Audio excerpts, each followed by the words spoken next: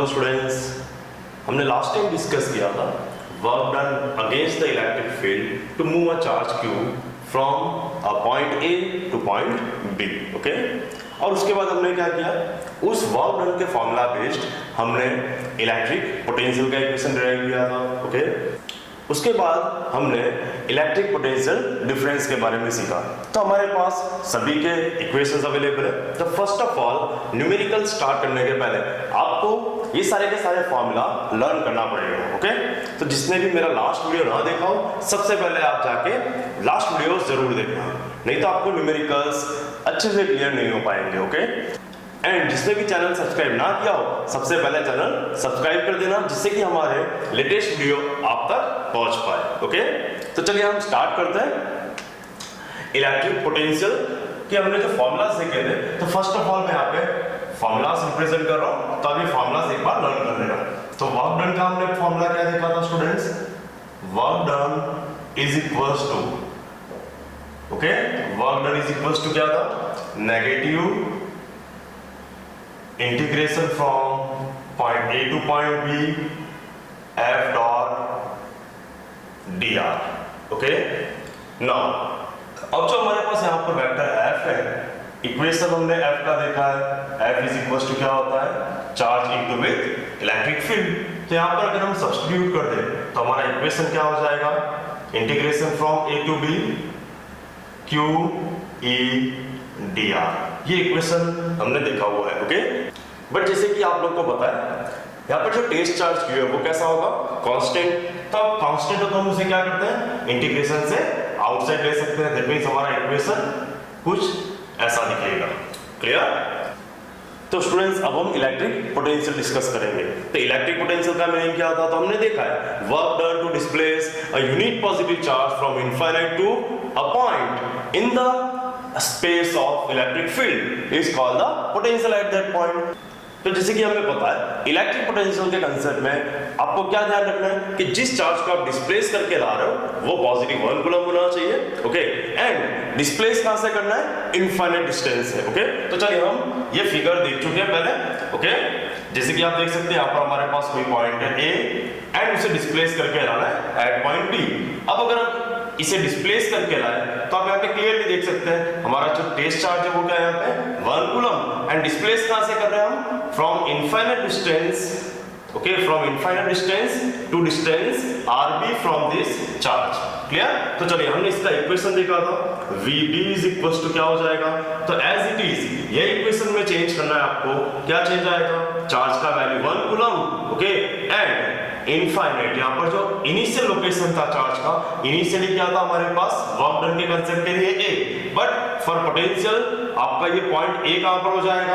आप अज्यूम कर सकते हैं ये पॉइंट इनफाइनाइट डिस्टेंस हो गए। तो यहाँ पर आपको लिमिट में क्या चेंज करना है? Infinite to point B E dot with d r. Clear? Okay, और अब हमने इसका सॉल्यूशन देखा हुआ है। इसका रिजल्ट क्या था हमारे पास? K Q divided by R B.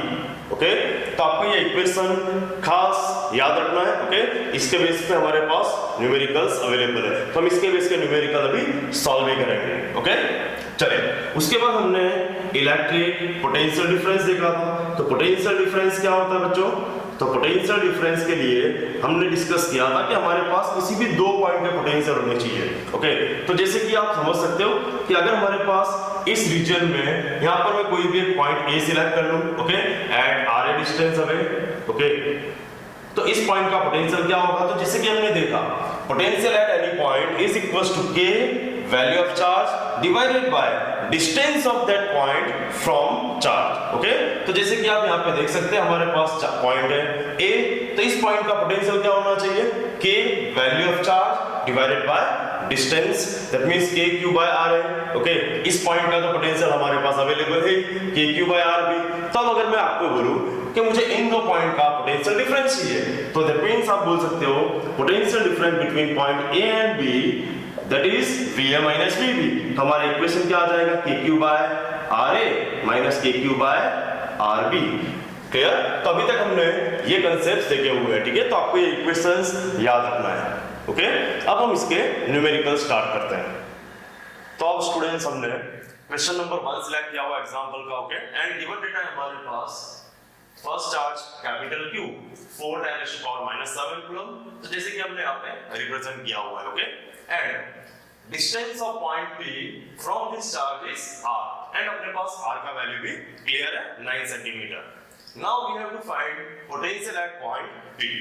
तो जैसे कि हमने देखा था कि किसी भी चार्ज से R distance away potential find करना हो तो हमारे पास इक्वेशन क्या है, V is equals to, हमने इक्वेशन देखा हुआ है KQ divided by R, okay. तो हम ये इक्वेशन पे यहाँ पर अप्लाई कर देंगे। बट फर्स्ट थिंग आपको क्लियर होना चाहिए कि हमारे पास चार्ज का वैल्यू ऐसा यूनिट में गिवन है, एंड डिस्टेंस आप देख सकते हैं यहाँ पर हमारे पास सीजीएस यूनिट में अवेलेबल है। तो पहले हम क्या करेंगे, इस सीजीएस यूनिट के डिस्टेंस को ऐसा यूनिट में कन्वर्ट कर लेंगे। तो आपके पास वैल्यू क्या आ जाएगा, centimetre is 10 to power -2 metre. Clear? अब हम इसका फॉर्मूला अप्लाई कर रहे हैं। So now potential at point P is equals to, हमारे पास इक्वेशन है KQ divided by R, okay. चलो वैल्यू सब्स्टिट्यूट करेंगे। So K is constant which is 9 10 to 9, value of charge is 4 10 to power -7 coulomb, okay, divided by R का value हमारे पास 9 10 to power -2। Clear?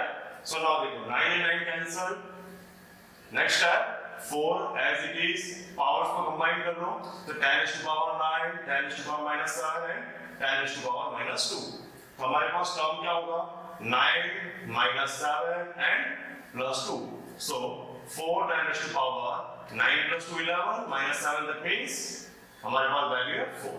that means हमारा potential at point P का value क्या आएगा, 4 10 to power 4, and unit का potential जैसे कि हमने देखा है volt. So potential at point P is equals to 4 10 to power 4 volt, okay. So इसी क्वेश्चन का नेक्स्ट पार्ट है हमारे पास, सेम टू सेम चार्ज का वैल्यू Q, R डिस्टेंस हमें हमारे पास कोई पॉइंट है P, ओके, और हमारे पास यहाँ पर एक एक्स्ट्रा चार्ज है that is small q, okay, हमने इसे स्मॉल q से रिप्रेजेंट कर दिया। So this case charge is 2 10 to power -9 coulomb. अब हमें इस केस चार्ज को डिस्प्लेस करना है इनफाइनाइट डिस्टेंस से r distance away from charge capital Q। तो अब अगर हम इस चार्ज को डिस्प्लेस करके एट पॉइंट P लाए तो उसके लिए हमें वर्क डन कितना करना पड़ेगा, वर्क डन हमें यहाँ पे फाइंड करना है, ओके। चलो तो अगर हम इसका वर्क डन फाइंड करें तो वर्क डन का कांसेप्ट हमने देखा हुआ है, work done is equals to क्या होता है। तो जैसे कि आपको पता होगा कि अगर हम यहां से 1 कूलम के चार्ज को डिस्प्लेस करके पॉइंट P पे लाते हैं तो उसे हमने क्या कहा था, पोटेंशियल। क्लियर? 1 कूलम के चार्ज को डिस्प्लेस करके पॉइंट P पे लाओ और उसके जो भी वर्क डन होगा that is known as the potential of point P। तो जो ये हमारा यहाँ पर यूनिट है वोल्ट, इसे हम ऐसे भी रिप्रेजेंट कर सकते हैं 4 10 to power 4 जूल पर कूलम। दैट मींस अगर 1 कूलम चार्ज हो तो उसको डिस्प्लेस करने के लिए कितना एनर्जी रिक्वायर्ड होगा, 4 10 to power 4 जूल। अब हमारे पास यहाँ पे चार्ज का वैल्यू क्या है, स्मॉल q। तो 1 कूलम के लिए v जूल एनर्जी रिक्वायर्ड हो तो q चार्ज के लिए कितना एनर्जी रिक्वायर्ड होगा। तो अपना इक्वेशन क्या होना चाहिए, that is q into with v, जैसे कि हमने इक्वेशन देखा हुआ था v is equals to w by q, that means w is equals to q into v है, ओके। तो चलिए वैल्यू सब्स्टिट्यूट कर देते हैं। सो यहाँ पर आप इसे w p से रिप्रेजेंट कर सकते हैं, okay. w p is q into with vp। so now small q is 2 10 to power -9 coulomb and potential at point P हमारे पास वैल्यू है 4 10 to power 4। तो इन दोनों का प्रोडक्ट कर दो, 4 into 2 that means 8, next power is -5 10 to power -5। तो अब ये हमारा वर्क डन का वैल्यू हो गया एंड वर्क डन का यूनिट क्या हमारे पास joule. So work done to displace a test charge small q from infinite to point P is 8 10 to power -5 joule. Clear? तो ये जो क्वेश्चन था वो सिंपल फॉर्मूला बेस्ड था, ओके। सिंपल फॉर्मूला में आपने वैल्यू सब्स्टिट्यूट कर दिए, आपका आंसर रेडी है। अब हम इसके अदर न्यूमेरिकल्स देखेंगे जिसमें हमें किस प्लेस पे पोटेंशियल का वैल्यू 0 है। दैट मींस डिस्टेंस फाइंड करना है, ओके। पॉइंट चार्ज से हमें डिस्टेंस फाइंड करना है कि किस प्लेस पर पोटेंशियल 0 होगा। अब कोई भी एक पॉइंट का पोटेंशियल कभी 0 पॉसिबल नहीं है, वो पोटेंशियल 0 तभी पॉसिबल होगा जब उस चार्ज का वैल्यू 0, अपने इक्वेशन देखा हुआ है kq डिवाइडेड बाय r, अगर चार्ज का वैल्यू 0 तभी पोटेंशियल 0 है। That means single charge can not produce zero potential. तो अगर मुझे जीरो पोटेंशियल चाहिए दैट मींस वहां पर मुझे सिस्टम ऑफ चार्जेस चाहिए, एटलीस्ट 2 चार्ज और मोर देन 2 चार्जेस। क्लियर? सो हम इसके न्यूमेरिकल्स देखते हैं। तो बच्चों अब हमने सिलेक्ट किया हुआ है क्वेश्चन नंबर 2 फ्रॉम एग्जांपल, और ये क्वेश्चन में हमें क्या फाइंड करना है। तो अब हमारे पास यहाँ पर कोई भी 2 चार्जेस है, first positive and second negative, okay, and in दो चार्जेस से जो जनरेटेड पोटेंशियल है उसका वैल्यू 0 होना चाहिए। तो हम उस पॉइंट का लोकेशन फाइंड करेंगे जिस पॉइंट पर पोटेंशियल 0 है, ओके। अब हमारे पास सिमिलर क्वेश्चन एक्सरसाइज में फर्स्ट नंबर भी है।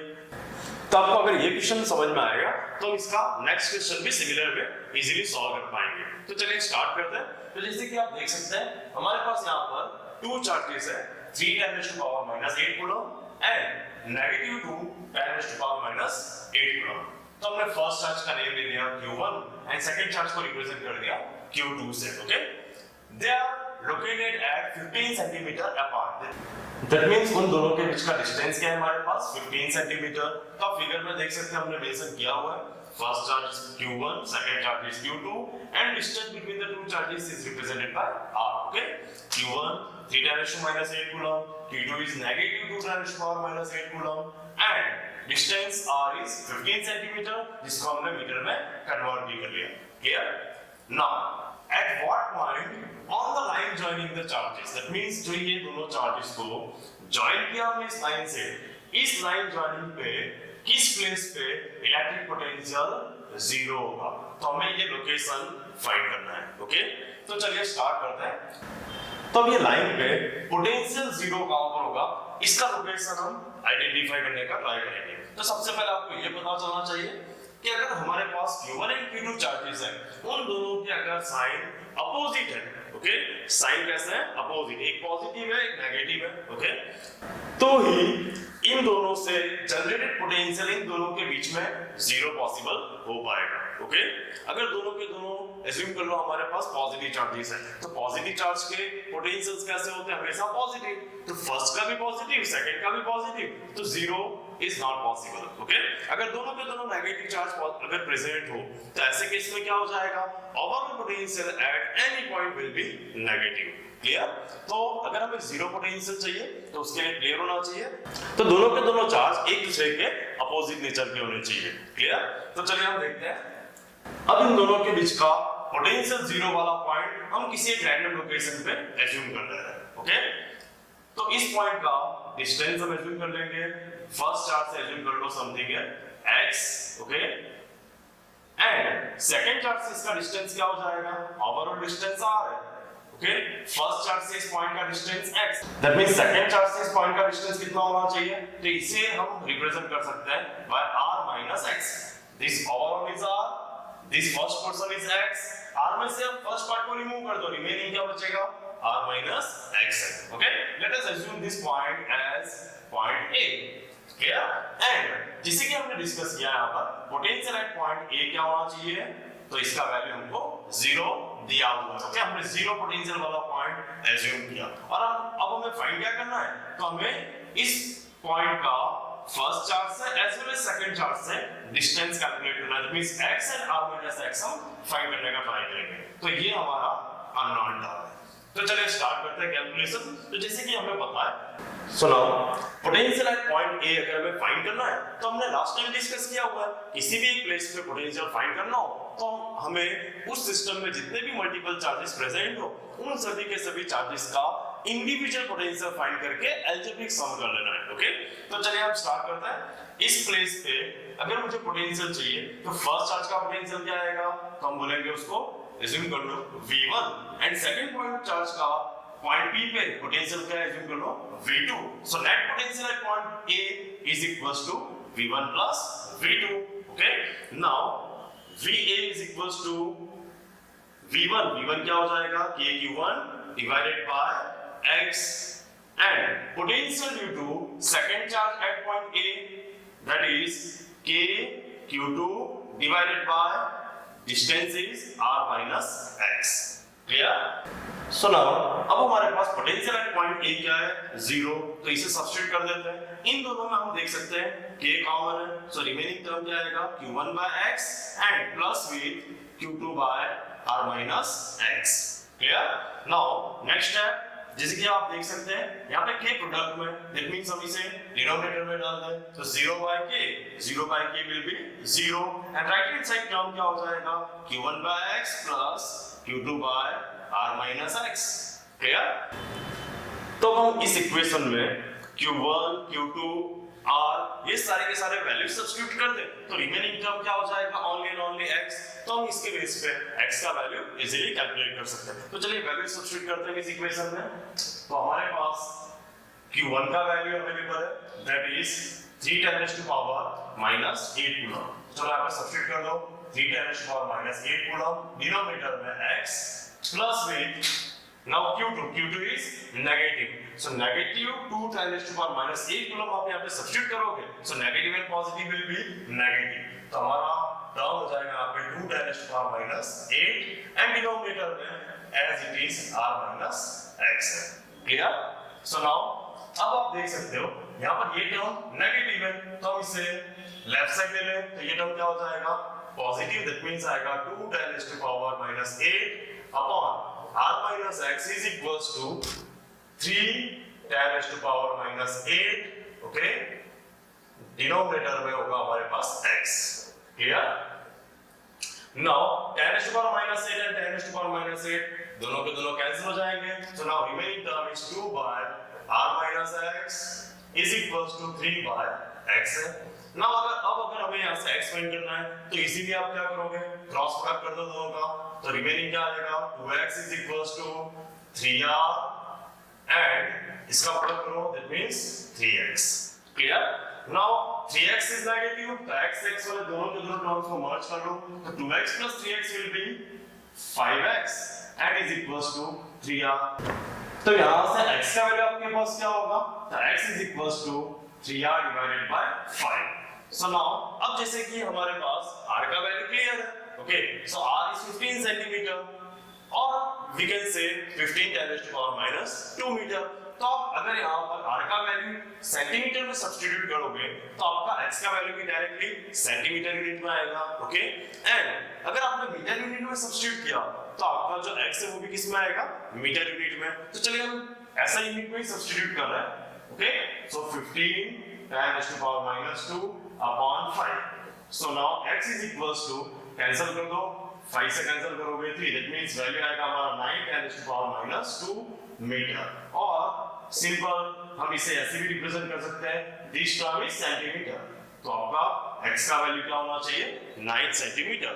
ओके, तो इसके बेस पे हम फिगर में समझ सकते हैं कि जो हमारा फर्स्ट चार्ज है उससे 9 सेंटीमीटर अवे, फर्स्ट चार्ज से 9 सेंटीमीटर अवे पोटेंशियल क्या हो जाएगा, 0, एंड सेकंड चार्ज से अगर आप यहाँ पे वैल्यू सब्स्टिट्यूट करो 15 सेंटीमीटर माइनस 9 सेंटीमीटर, तो सेकंड चार्ज से 6 सेंटीमीटर अवे पोटेंशियल 0। तो हमने ए पॉइंट का पोटेंशियल 0 सिलेक्ट करके उसका distance first charge as well as second charge से कैलकुलेट किया, ओके। तो जैसे कि आप यहाँ पर नोट कर सकते हैं कि हमारा जो ये पॉइंट ए का लोकेशन है वो फर्स्ट चार्ज से लार्ज डिस्टेंस पर है एंड सेकंड चार्ज से स्मॉल डिस्टेंस पर है। तो जनरली ऐसा ही होगा जब भी आपको कोई भी टू चार्जेस गिवन होंगे, ओके, पॉजिटिव एंड नेगेटिव, तो हमेशा जो आपका जीरो पोटेंशियल का पॉइंट है वो हमेशा किसके साइड होता है, जिस चार्ज का मैग्नीट्यूड स्मॉल है। तो आप यहाँ पे कंपेयर भी कर सकते हो, जैसे कि हमारा फर्स्ट चार्ज का मैग्नीट्यूड हाई है एंड सेकंड चार्ज का मैग्नीट्यूड लो है, ओके। दैट मींस जो हमारा पॉइंट ए है वो सेकंड चार्ज के नियर बाय होना चाहिए, ओके। तो ये तो हमने इन बिटवीन के किसी पॉइंट का पोटेंशियल जीरो लेके उसका लोकेशन चेक किया। पर क्या ऐसे और कोई पॉइंट्स हो सकते हैं कि जहां पर हमें पोटेंशियल जीरो मिले सेम टू सेम लाइन पे, ओके। तो ऐसे पॉइंट्स के पॉसिबिलिटीज कहां पर होंगे, या तो लेफ्ट साइड या तो राइट साइड, मतलब आपके पास दो पॉसिबिलिटीज है, ओके। बट अगेन यहां पर जो आपका जीरो पोटेंशियल वाला पॉइंट होगा वो किस साइड होगा, तो जिस चार्ज का मैग्नीट्यूड अगेन स्मॉल है उसी के पास में आपका नेक्स्ट जीरो पोटेंशियल वाला पॉइंट भी आपको मिल सकता है। तो आप अगर यहाँ पर कंपेयर करो तो आपका सेकंड चार्ज स्मॉल वैल्यू का है, तो आपका जो जीरो पोटेंशियल वाला पॉइंट है वो क्या होना चाहिए, राइट साइड। दैट मींस आप एज्यूम कर लो यहाँ पर हमारे पास कोई पॉइंट है बी एंड उसका पोटेंशियल है 0, ओके। बट अगर आपने लेफ्ट साइड का ट्राई किया, अगर आपने यहाँ पर कोई पॉइंट सिलेक्ट किया पॉइंट सी, और अगर आपने वहां पे पोटेंशियल 0 लेके डिस्टेंस कैलकुलेट करने का ट्राई किया, तो आपका जो डिस्टेंस है वो क्या आएगा, नेगेटिव आएगा answer, okay. And negative distance क्या सजेस्ट करेगा कि यहाँ पर जो थर्ड पॉइंट हमें मिल रहा है वो एक्चुअली पॉसिबल ही नहीं है, मींस जीरो पोटेंशियल वाला पॉइंट कभी भी हाई चार्ज के साइड नहीं हो पाएगा। तो अब हम कैलकुलेट करेंगे इस पॉइंट का position with respect to first charge as well as with respect to second charge, okay. तो हम इसका डिस्टेंस एज्यूम कर लेते हैं। Suppose the distance is randomly y, okay. So ये डिस्टेंस को हमें पहले से एज्यूम करके रखा है हमने, दैट इज r। तो ये डिस्टेंस क्या हो जाएगा, this one is y, this portion is r, so this portion is y minus r, okay। So now let us calculate the location of point B. So potential at point B का आपके पास equation available है। So potential at point B that is represented by VB. So VB क्या होना चाहिए, potential at point B due to the first charge and potential at point B due to the second charge. Clear?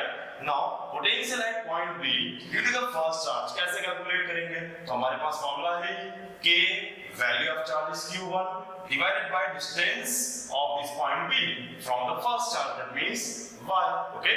now potential at point B due to the second charge, तो इसका equation क्या आएगा, again K value of charge by distance, that is y minus r, okay।